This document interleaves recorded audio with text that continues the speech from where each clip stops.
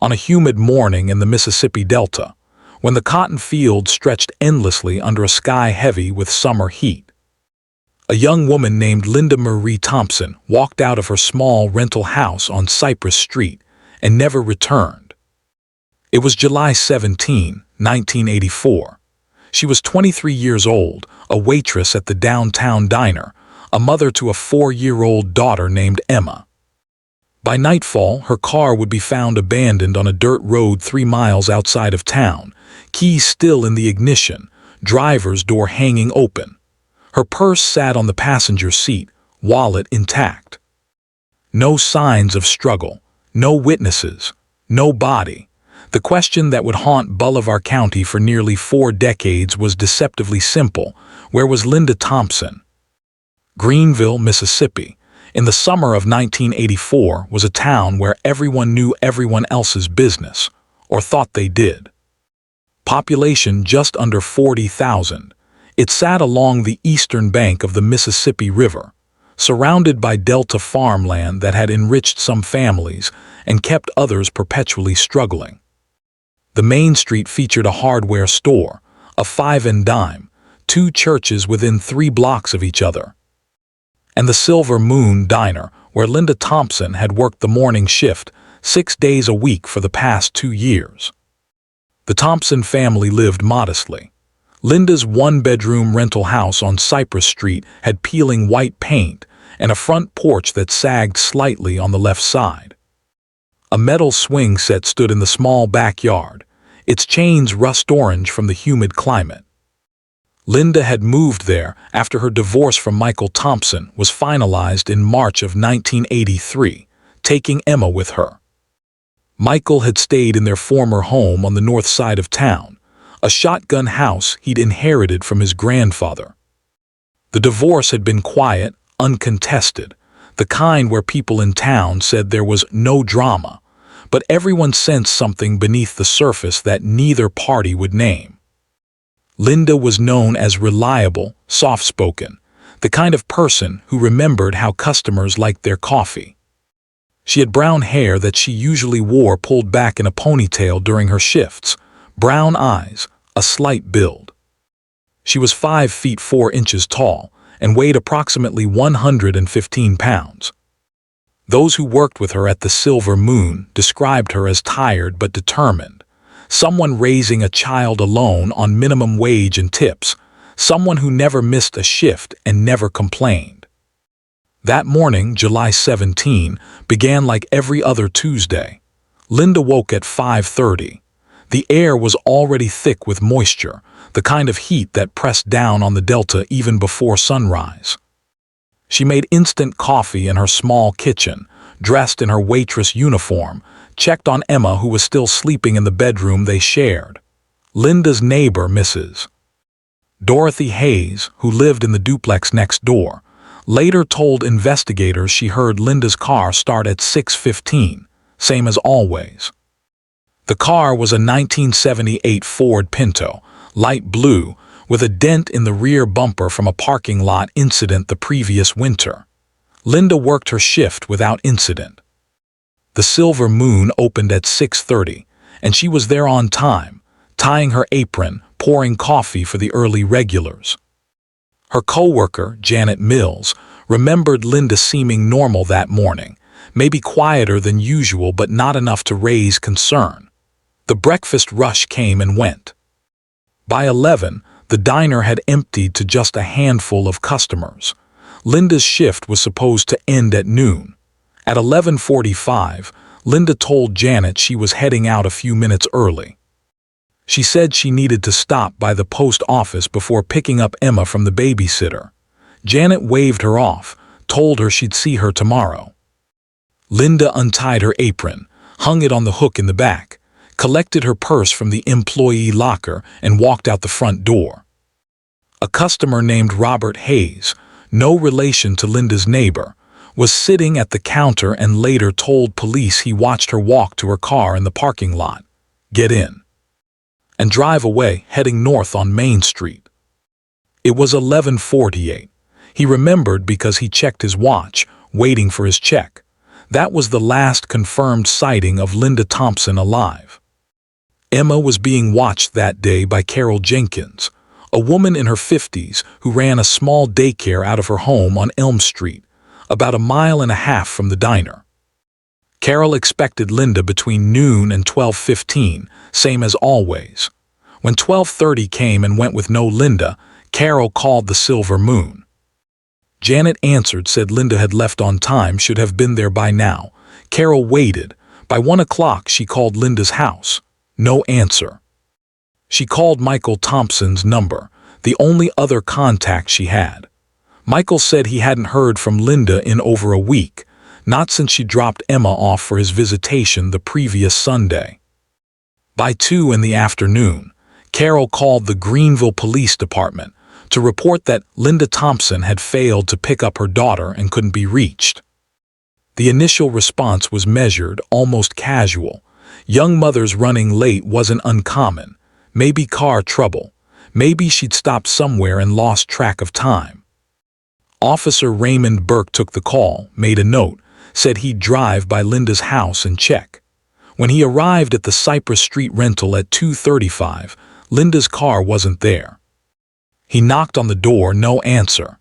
He peered through the front window, nothing looked disturbed. He made another note, drove a loop through downtown, checking the post office parking lot, the grocery store, the bank. No light blue Pinto. By 4 o'clock, Carol Jenkins called the police station again, this time more insistent.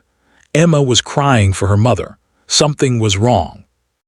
At 4:45, a farmer named Dale Henderson was driving his pickup truck along County Road 12, a dirt road that wound through cotton fields about 3 miles east of Greenville. When he spotted a car pulled off to the side, driver's door open. He slowed, saw it was a light blue Pinto. He stopped, walked over, keys in the ignition, purse on the passenger seat. No driver. No signs of trouble except for the open door and the absence of a person. Dale drove to the nearest house with a phone and called it in. Sheriff's deputies arrived at 5:20. The sun was still high, the heat oppressive. Deputy James Crawford approached the vehicle carefully, documenting everything. The engine was cold. The gas tank was 3/4 full. Linda's wallet was in her purse, containing $23, her driver's license, a photo of Emma, and a receipt from the grocery store dated 3 days prior.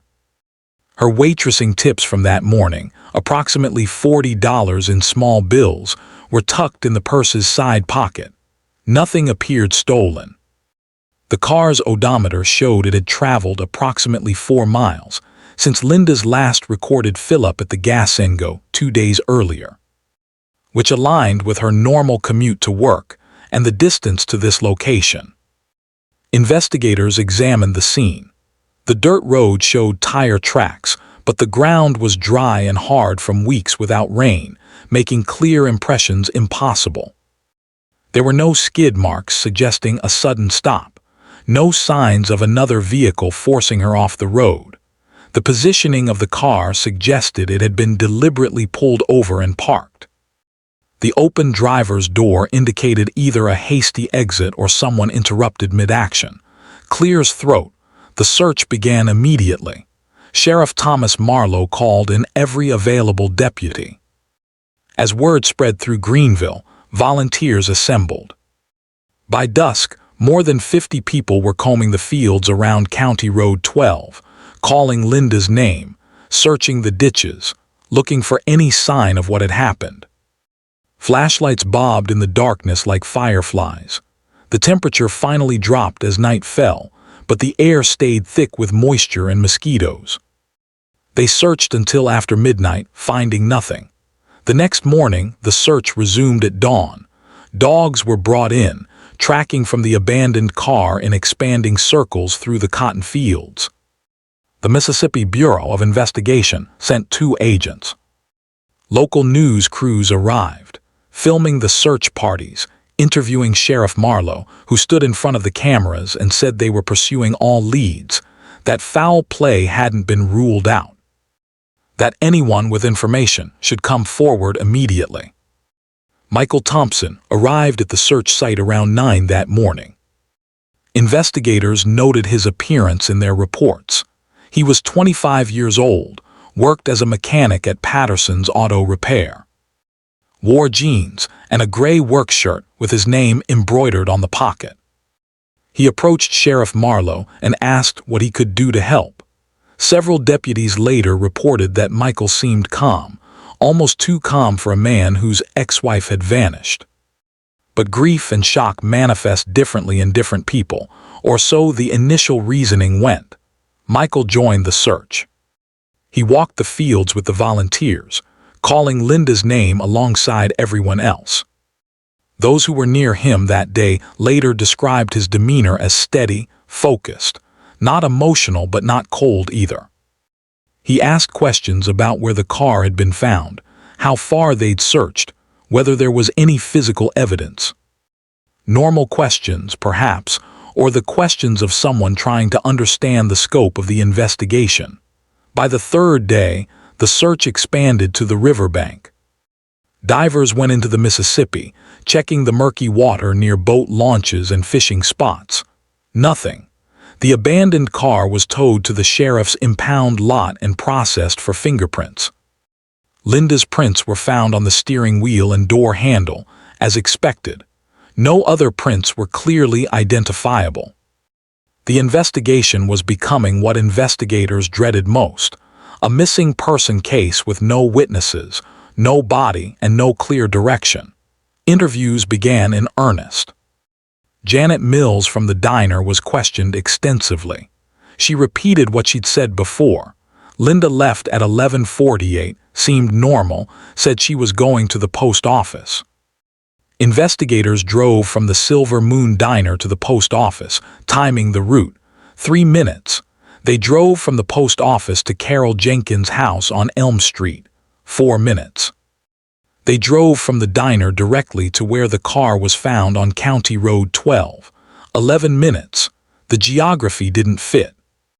If Linda had gone to the post office as she'd said, she would have been heading west. County Road 12 was east, in the opposite direction, on a road that led nowhere she needed to be.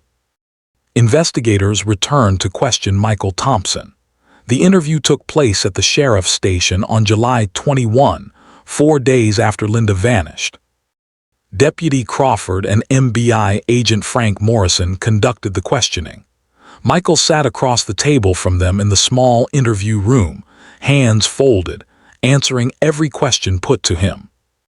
Where were you on July 17 between noon and 3 in the afternoon? At work, Patterson's Auto Repair, working on a transmission for Mrs. Henderson's Buick. Can anyone confirm that? Sure. Dale Patterson, my boss. He was there all day. When was the last time you saw Linda? Sunday, July 15, when she picked up Emma after my visitation, around 6 in the evening. How would you describe your relationship with your ex-wife? Fine. We didn't fight. The divorce was her idea, but I didn't contest it. We were trying to be civil for Emma's sake. Did Linda have any enemies? Anyone who might want to hurt her? Not that I know of. She was quiet, kept to herself mostly. Did she have a boyfriend? New relationships? I don't think so. She never mentioned anyone. Do you have any idea what she might have been doing on County Road 12? No, I don't know why she'd be out there. The alibi checked out. Dale Patterson confirmed Michael had been at the shop that day, had worked on the transmission, had been visible and accounted for during the time frame when Linda disappeared. Other employees confirmed seeing him there. The timeline seemed solid, but something bothered the investigators, a feeling more than evidence. Deputy Crawford later wrote in his notes, "Subject showed no emotional response when discussing ex-wife's disappearance. Answered questions readily, but offered no additional information. No tears, no visible distress, either in shock or hiding something." The case consumed Greenville. Flyers with Linda's photo appeared on every telephone pole and storefront window. The local paper ran front-page stories 3 days in a row. Tips came in, most leading nowhere. Someone thought they saw Linda at a gas station in Jackson. Turned out to be a woman who looked similar. Someone else reported a blue Pinto at a rest stop near the Alabama border. Different license plate, different person. Each lead was followed, documented, eliminated. 2 weeks after the disappearance, the physical search was scaled back. The volunteers went home to their own lives. The news crews moved on to other stories. The investigation continued, but quietly, with fewer resources, less urgency. Sheriff Marlowe held a press conference and said the case remained active, that they were following leads, that they wouldn't give up. But everyone could hear what he wasn't saying. Without a body, without witnesses, without physical evidence, the case was stalling. Emma Thompson, 4 years old, stayed with Carol Jenkins temporarily while family services determined permanent placement. Michael requested custody. There was no one else. Linda's parents had both passed years before. She had a sister in Texas who couldn't take Emma. Michael was the father, and despite the circumstances, there was no legal reason to deny him. By the end of August, Emma was living with Michael in the shotgun house on the north side of town. The swing in Linda's backyard hung motionless. The rental house on Cypress Street sat empty, the landlord unable to rent it, the neighbors whispering whenever they passed. In a town where everyone knew everyone, suddenly no one knew anything at all. Part 2. The investigation. The autumn of 1984 brought cooler air to the Mississippi Delta, and with it, a renewed push in the investigation into Linda Thompson's disappearance. The FBI's Behavioral Science Unit sent a profile analyst to review the case. Agent Morrison compiled everything: witness statements, timeline analysis, victimology, geographical patterns. The profile that emerged painted a picture of a crime that appeared planned rather than random. The location where the car was found suggested someone familiar with the area. The lack of physical evidence suggested either luck or careful preparation. The fact that Linda's money wasn't taken ruled out robbery.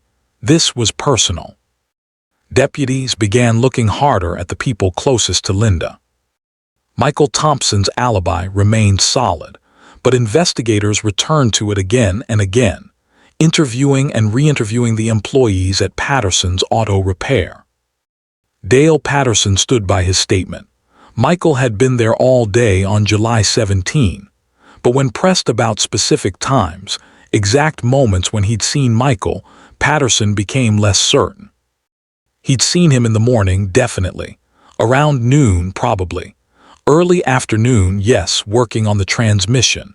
But could he swear Michael never left the shop for an hour? No, he couldn't swear to that. The shop was busy. People came and went. Investigators measured distances again. From Patterson's Auto Repair to County Road 12, 9 minutes driving. From their back to the shop, 9 minutes, 18 minutes round trip. Add time for whatever happened to Linda, 10 minutes, maybe 15. Total time gone, under half an hour.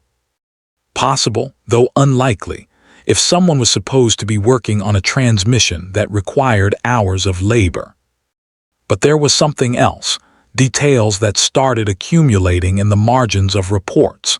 Michael's behavior in the weeks after Linda disappeared.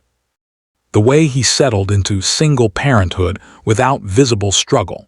The way he seemed to have answers ready for every question.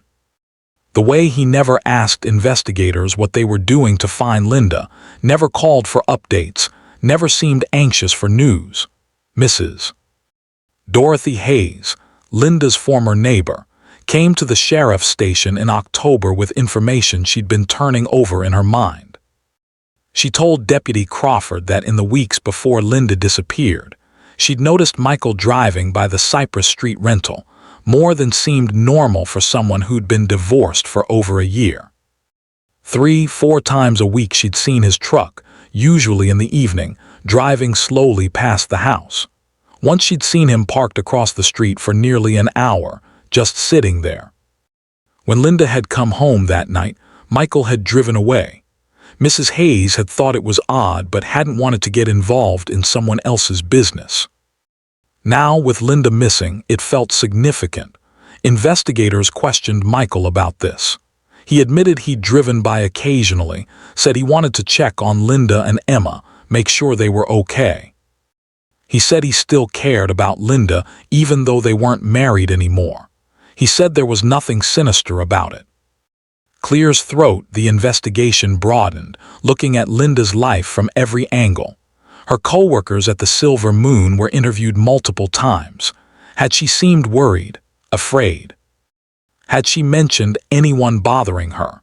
Janet Mills said Linda had been quieter than usual in the weeks before she vanished, but attributed it to stress from being a single mother. Another waitress, Sharon Moore, recalled Linda once saying she felt like someone was watching her, but she'd laughed it off, said she was being paranoid. The post office became a focal point. Linda had told Janet she needed to stop there before picking up Emma. Investigators checked with postal workers. No one remembered seeing Linda that day. More importantly, when investigators obtained a warrant to check Linda's post office box, they found it had been cleared just 3 days before she disappeared.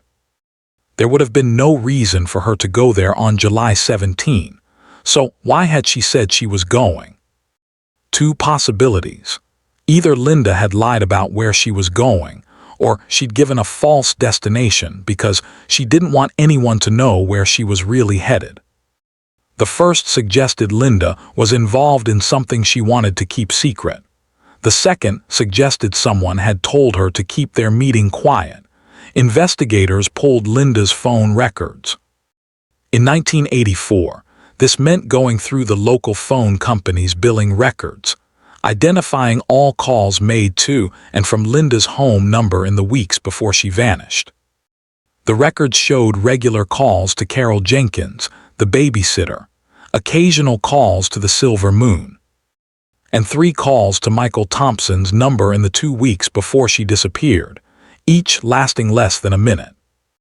Michael, when questioned, said Linda had called about visitation schedules and Emma's needs. Nothing unusual. But there was another number that appeared repeatedly, a number that took investigators several days to trace. It belonged to a payphone outside a convenience store on Highway 82, about 5 miles from Greenville.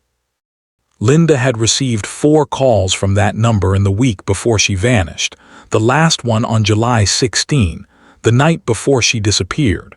The call lasted 7 minutes. Investigators canvassed the convenience store, showed Linda's photo. The clerk, a teenager named Danny Wright, thought maybe he'd seen her but couldn't be sure. Lots of people used that phone. Who had been calling Linda from a payphone? And why? Michael Thompson was brought in for another interview in November. This time Sheriff Marlowe conducted it personally, with Agent Morrison present. They asked Michael directly if he'd ever called Linda from a payphone. He said no, he had no reason to. They asked if he knew why someone would call Linda from that location. He said he didn't. They pointed out that the convenience store was halfway between Greenville and the county road where Linda's car was found. Didn't that seem significant? Michael shrugged, said coincidences happen. Throughout the interview, Sheriff Marlowe later noted, Michael maintained the same calm demeanor, never raised his voice, never seemed rattled, answered every question but volunteered nothing. It was, in the sheriff's words written in his personal journal that night, like interviewing someone who'd rehearsed. The community was divided. Some people believed Michael had nothing to do with Linda's disappearance, that he was a grieving ex-husband trying to raise his daughter alone. Others whispered suspicions at the grocery store, in church parking lots, over coffee at the Silver Moon. Those who knew him from before said Michael had always been possessive of Linda, even when they were married. A former co-worker from the auto shop told investigators that Michael had once said, after the divorce, that Linda didn't know what she was giving up, that she'd regret leaving him. Was it a threat or just a bitter man talking? Impossible to say. By winter, the active investigation was winding down. Sheriff's deputies still followed up on tips, but they were chasing ghosts. Without a body, without physical evidence linking anyone to Linda's disappearance, there was no case to bring to a prosecutor. The file grew thick with reports that led nowhere. The evidence locker held Linda's purse, her keys, photographs of her abandoned car, soil samples from County Road 12, all of it meticulously documented, and none of it pointing definitively to anyone. In December, during a meeting at the sheriff's office, Agent Morrison laid out what they had: suspicious behavior by the ex-husband, inconsistencies in timeline and alibis, evidence of surveillance before the disappearance, circumstantial indications of planning. What they didn't have, proof. Morrison said what everyone was thinking: we know what probably happened, we just can't prove it. The case went cold. Emma Thompson, now 5 years old, started kindergarten in January 1985. She lived with Michael in the shotgun house, sleeping in what had been the spare bedroom. Michael continued working at the auto shop. To outward appearances, he was a dedicated father doing his best in difficult circumstances. He brought Emma to school each morning, picked her up each afternoon, attended parent-teacher conferences, made her lunch. The other parents at the school treated him with careful politeness, not quite warmth but not outright hostility either. But there were whispers, always whispers. Some parents didn't want their children going to Emma's house for playdates. Some mothers pulled their daughters away when Michael approached at school events. He seemed not to notice, or chose not to notice. The years accumulated like sediment. 1985 became 1986. The 5th anniversary of Linda's disappearance passed, then the 10th. The case file sat in a box in the evidence room, periodically reviewed by new investigators who found the same dead ends their predecessors had found. Sheriff Marlowe retired in 1992. Deputy Crawford moved to the MBI. The personnel changed, but the case remained open, officially unsolved, unofficially suspected. Part 3. The silence for those who have ever doubted someone you love, who have felt unease in your own home, who have known something was wrong but couldn't name it. What happened next may sound familiar. Emma Thompson grew up in a house where her mother's name was rarely spoken. Michael didn't forbid talk of Linda, but he didn't encourage it either. When Emma asked about her mother, which she did less and less as the years passed, Michael's answers were brief, vague. Your mother went away. Your mother isn't coming back. Your mother loved you. Emma had been 4 when Linda disappeared, old enough to remember fragments but not context. She remembered her mother's smell, something like vanilla. She remembered the sound of her laugh. She remembered the swing set in the backyard of the house on Cypress Street, though she couldn't have said which house or which street. Memories from early childhood are unreliable, built partly from actual recollection and partly from photographs and stories told by others. Emma had few photographs. Michael had kept 2 pictures of Linda, both in frames on the shelf in the living room, but he never talked about them, never shared stories about their life together or Linda's life before. The silence in the house was not angry but heavy, like humidity that presses down and makes breathing harder. Michael worked his shifts at the auto shop, came home, cooked simple meals, watched television in the evening. Emma did her homework at the kitchen table, played in her room, learned to be quiet. She had friends at school but rarely invited them over. The house felt wrong somehow, though she couldn't explain why. By the time Emma was 13 in 1993, the wrongness had intensified. She had nightmares, regular ones, always similar. In them, she was searching for her mother in a place she couldn't quite see, calling out but getting no answer. She'd wake up breathing hard, confused about whether she was remembering something or inventing it. During the day, she'd find herself staring at Michael across the dinner table, studying his face, looking for something she couldn't name. Michael, now in his mid-30s, had never remarried, never dated as far as Emma could tell. He worked, came home, existed in the same routine year after year. Other people in Greenville moved on, forgot, let the old suspicions fade. But some remembered. Carol Jenkins, who had kept Emma those hours in July 1984, sometimes stopped Emma in the grocery store and asked how she was doing, with a look in her eyes that suggested concern for more than just normal teenage troubles. In the spring of 1995, when Emma was 15, something happened that shifted the equilibrium. Emma was cleaning out the garage, a chore Michael had assigned on a Saturday morning, when she found a box tucked behind old paint cans and tools. The box was unlabeled, sealed with packing tape yellowed by time. She opened it. Inside were items she recognized from photos as belonging to her mother: a hairbrush, a necklace with a small silver cross, a sweater, a handful of letters. Underneath these items was something else, a notebook, small, spiral-bound with a blue cover. Emma opened the notebook. The handwriting inside was feminine, neat, the kind taught in schools in the 1970s.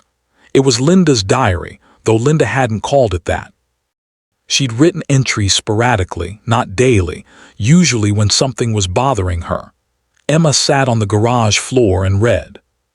The entries dated from 1983 to July of 1984, covering the period of Linda's divorce and the months after.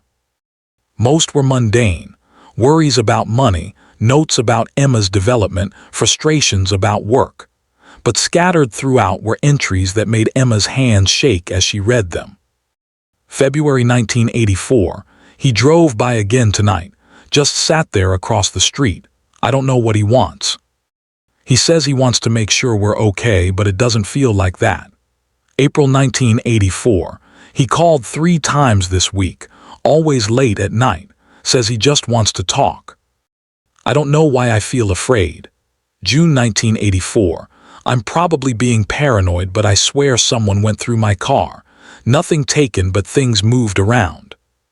The glove box was open and I know I'd closed it.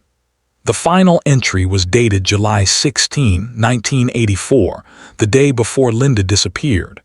Emma read it 3 times, the words blurring as tears filled her eyes. He wants to meet tomorrow, says it's important about Emma. I don't want to, but he says if I don't he'll petition for full custody. He knows I can't afford a lawyer.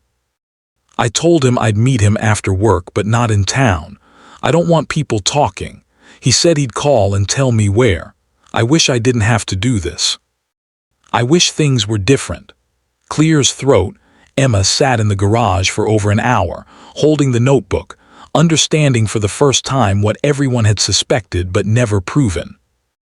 Her mother hadn't left. Her mother had been planning to come home. Someone had prevented that. She confronted Michael that evening. She brought the notebook to the kitchen table where he was reading the newspaper and set it down in front of him. I found this, she said. Michael looked at the notebook, then at Emma. His expression didn't change. Where did you find that?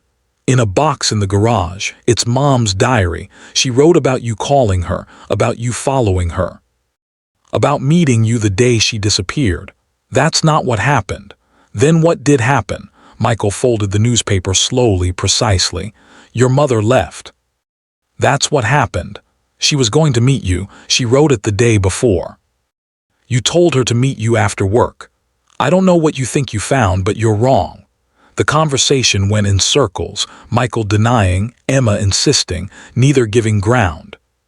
Finally, Michael stood up, took the notebook and walked to his bedroom, closing the door behind him.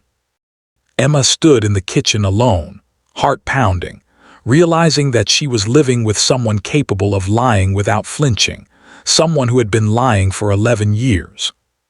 She told her school counselor the next week, a woman named Mrs. Patricia Stone who had worked at Greenville High for 20 years.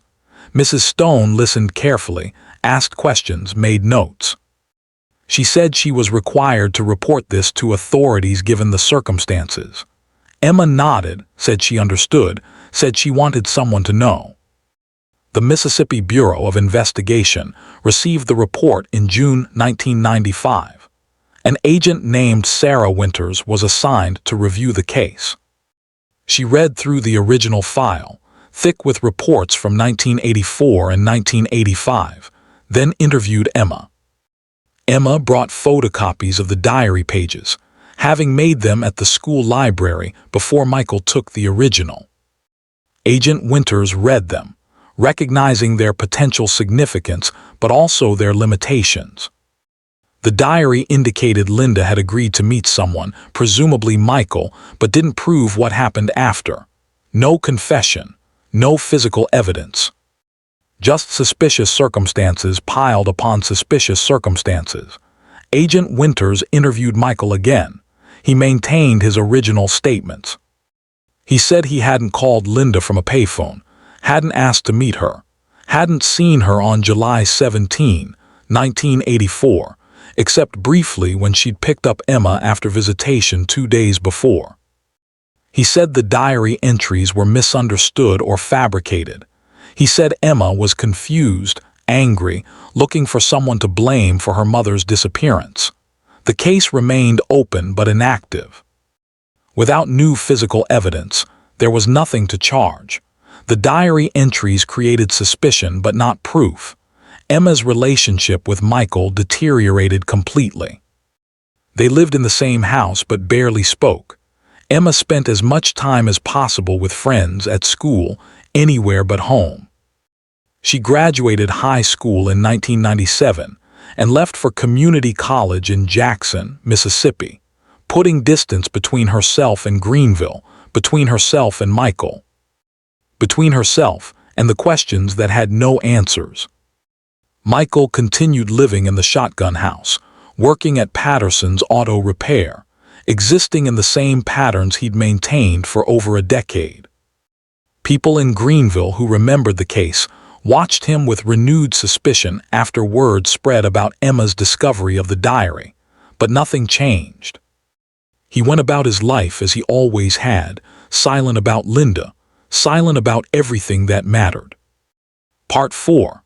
The revelation. The break in the Linda Thompson case came not from new evidence but from old evidence re-examined with new technology. In 2019, 35 years after Linda's disappearance, the Mississippi Bureau of Investigation launched a cold case initiative, assigning agents to review unsolved cases with an eye toward modern forensic techniques. The Linda Thompson file was among them. Agent Marcus Webb, who had joined the MBI in 2015, took the case.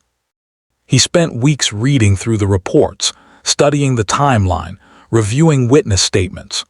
What struck him was how close investigators had come in the original investigation.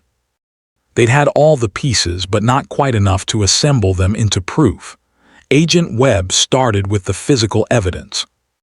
Linda's car had been processed in 1984, but forensic technology in the mid-80s was limited.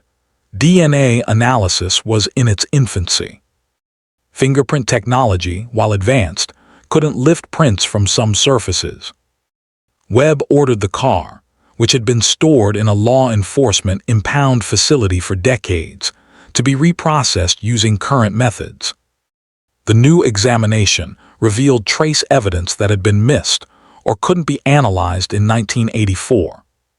Fibers on the passenger seat that could now be identified as coming from a specific type of work shirt, the kind worn by mechanics. Soil on the floor mat that matched samples from Michael Thompson's property. Most significantly, a tiny blood spatter on the inside of the driver's door, so small it had been overlooked originally, that DNA testing confirmed belonged to Linda Thompson. The blood evidence changed everything. It proved Linda had been injured inside her own car. The pattern of the spatter, analyzed by forensic experts, suggested blood from a head wound, someone bleeding while in the driver's seat. This contradicted the theory that Linda had simply abandoned her car and left voluntarily. Someone had hurt her, and then someone had driven her car to County Road 12 and staged the scene. Webb began reinvestigating Michael Thompson's whereabouts on July 17, 1984. He tracked down former employees of Patterson's Auto Repair who hadn't been interviewed originally, or whose memories might have clarified over time. One former mechanic, Robert Simmons, now living in Alabama, told Webb something he hadn't told anyone in 1984. He remembered Michael leaving the shop around noon on the day Linda disappeared. He remembered because Michael had been in the middle of a transmission job and had suddenly said he needed to run an errand. Michael had been gone about 45 minutes, maybe an hour. When he returned, Robert noticed Michael's work shirt had been changed, from a gray one to a blue one, which was odd mid-shift. Webb checked employment records. Michael's work shirts in 1984 had been gray. The fibers found in Linda's car were from a gray mechanic's work shirt. Armed with this new evidence, Webb obtained a warrant to search Michael Thompson's current residence, still the same shotgun house on the north side of Greenville. The search took place on November 12, 2019, early morning with a team of agents and deputies. Michael, now 60 years old, answered the door and was read his rights. He said nothing, didn't resist, didn't ask questions. The search of the property lasted 8 hours. Agents went through every room, the attic, the basement, the garage, the yard. In the backyard, buried 3 feet deep beneath what had been a vegetable garden but was now overgrown, agents found skeletal remains wrapped in plastic sheeting. Forensic anthropologist Dr. Catherine Moore examined the remains on site before they were transported for full analysis. The bones were consistent with a small-framed adult woman. The position suggested the body had been placed there hurriedly, without ceremony. Dental records later confirmed what everyone already knew. The remains were Linda Thompson. Michael Thompson was arrested on November 12, 2019, and charged with first-degree murder. He made no statement, requested an attorney, and was held without bail. The community reaction was complex, a mixture of vindication and horror. For those who had suspected Michael all along, the arrest confirmed decades of doubt. For those who had believed him innocent, the news was shattering. Emma Thompson, who had moved to Atlanta and built a life far from Mississippi, received the call from Agent Webb. She later told reporters she felt relief, grief, and rage all at once. "I knew," she said. "I've known since I found her diary when I was 15. But knowing and proving are different things." The trial was held in the summer of 2021, delayed by COVID-19 and legal maneuvering.